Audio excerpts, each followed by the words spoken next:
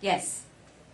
Yes, sir. So I agree with you 100% on fight Ukraine there, or fight with Ukraine there as opposed to here.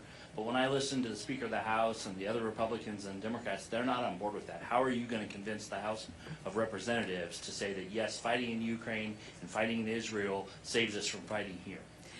This is where Biden has been incredibly wrong. You can't, as a president, just say this is what we're going to do and not tell Congress why it's so important to do it. Think about it. It's not just Congress he's not telling. He hasn't told the American people why we should care about Ukraine, why we should care about Israel. You know, when I was governor, if we had a hurricane that was coming, and we dealt with them a lot, I would go on TV twice a day and give South Carolinians everything I knew so that they could make the best decisions for their families. I always over-communicated as a governor. A president needs to over-communicate.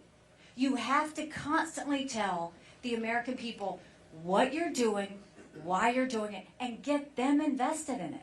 You can't just go and say, this is what I want. It's the taxpayers that have to pay for it. And Biden has not, I can tell you, Zach, Biden hasn't gone and had any conversations with Congress on why this is important. And he certainly hasn't told the American people why this is important. But I tell you what, the one thing that keeps me up at night is what happens between now and Election Day.